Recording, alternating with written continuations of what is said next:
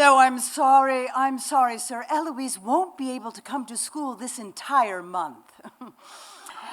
We are still waiting for the doctor's okay. There's no need to call back. I'm sure you have many other little truant children you can concern yourself with. We're fine. I mean, she's recovering slowly. Click. Okay, that's over with. More coffee, darling? One of my earliest memories of my mother was when I was around 12 years old, and she was trying to get me to drink a cup of coffee with a ton of sugar in it. It was her intention to have a buddy instead of a daughter. She wasn't interested in bossing me around or teaching me the ways of the world. She just wanted someone to hang out with. I was an only child, and I was raised to be her best friend. My mother was really, really smart in a way that nobody understood. And she was desperately lonely to talk with someone, and she thought that I could stay home instead of go to school, and we could hang out and discuss literature and life. The truth is, everything in this life that I hold dear, I first learned about from my mother. I learned to love literature and humor and art and communication, all the things that I love. And frankly, she was a lot more fun than those snotty-nosed kids on the bus. So it was win-win as far as I was concerned. Absolutely. My mother was a writer, and she loved Yeats and Keats and Blake and Shelley and Shakespeare. She loved to recite entire passages from plays and discuss literature for hours on end.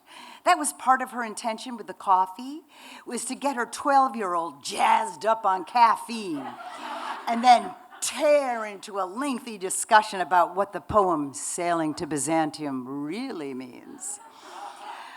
With a moist brow and the kind of look in her eye that can only be achieved after about 4 days of no sleep, a lot of coffee, and just the right amount of amphetamines, she'd say, "Oh, Eloise, how marvelous, what writing, what genius, what do you think?" Gee, Mama, I don't know really how I feel about Yeats. I'm only 12. I'm still working on how to be popular at school. School, which I never go to.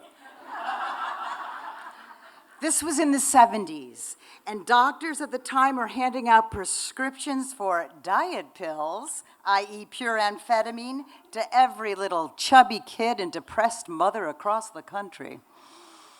We had Dexter and Spaniels, as I recall, and one time my mother wanted me to clean the living room, so she offered me a couple of Dexies, as she affectionately referred to them.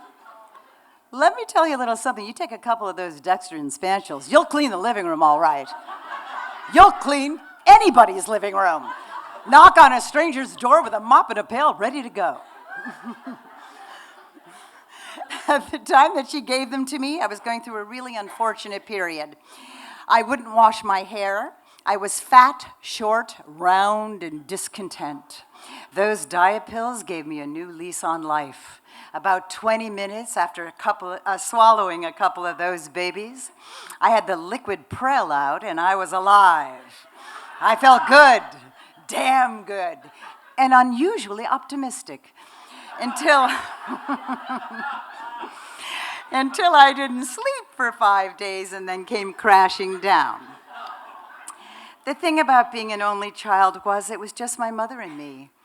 I mean, my father had left us when I was little, so now my family consisted of just 2 women, one adolescent, one menopausal, living together in a very small bedroom, 1-bedroom apartment with no interference from, in our case, reality.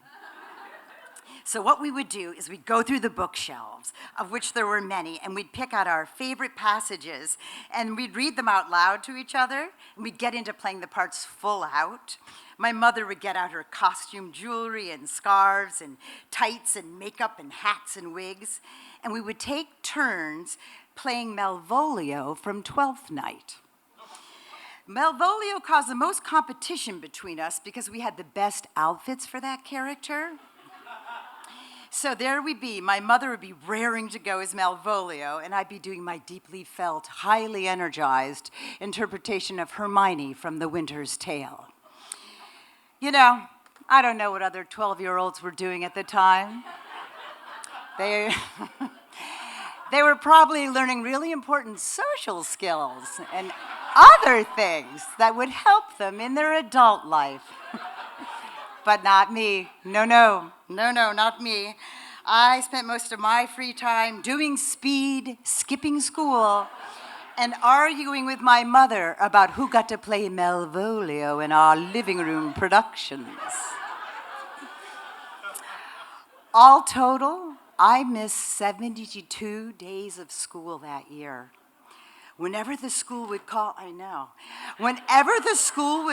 my mother would answer in hushed tones, "Please don't call here again. We are waiting for the results of a battery of tests. We will call you." Click. And then we'd have a good laugh, and it was back to coffee, Shakespeare, and speed.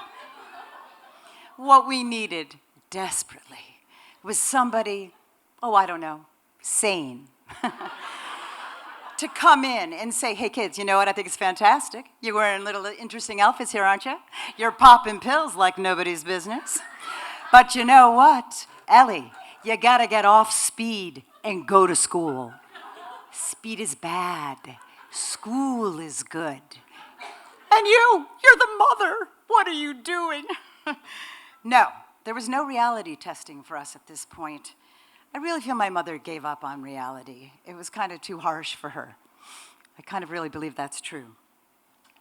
For instance, whenever we would walk past a newly opened restaurant, if God forbid the tables were empty or even half empty, my mother would look in the windows and say, "How sad. Look at the little tables with nobody in them."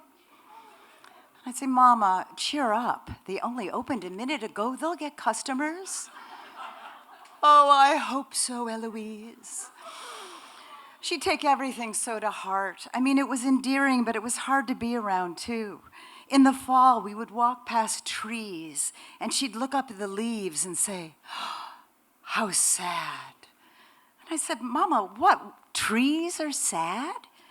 And she goes, "Well, it's just because they're so beautiful now, because they're dying. It's the lack of oxygen that gives them that brilliant color." How sad. So in one way, my mother's contact with reality was too strong, too intense. And then in another way, she was out of touch completely, which leads me to the wonderful thing my mother called her invention. Hey, that could be part of my mother's invention. She would like that. She really would. Mama, that was for you. My mother used to wear two big, huge pieces of plastic tape on each of her cheeks. She would then hoist up this plastic with an elastic band, which she felt took years off her age. In reality, it was kind of more of an evil empress look she had going. But woe to you if you said anything. "Oh, Eloise, you're just jealous. Nobody has said anything to me." I said, "Mommy, don't get false comfort out of the fact that nobody has said anything, because trust me, here in the high noon light, it's pretty obvious you got something really big going on with your cheeks. And unless it's involved with some kind of post-operative situation, I don't think you ought to wear it." "Oh, Eloise, that's ridiculous." You know, a lot of women, when they turn 50, go to a plastic surgeon. My mother went to Duane Reade. I remember when she first started experimenting with the invention, she would come home from the drugstore with huge bags filled with all sorts of tapes and scissors and makeup, and then she'd scurry into the bathroom and lock the door. And I'd hear little murmurs of approval or disapproval, depending on whether she liked the look. Sometimes she'd come out for nourishment, one cheek could be up, one cheek could be down. She also had this kind of Jackson Pollock way of putting on her makeup. Too much blush over here, not enough here. You know, you can't shilly-shally around when you're flirting with lunacy. I think where she got the idea for this is in back of one of those beauty magazines. It was called The Hollywood Facelift. But my sense is in Hollywood, it looked a little better. You know, my mama may have been a tad eccentric, But she was the best friend I ever had, and I miss her to this day.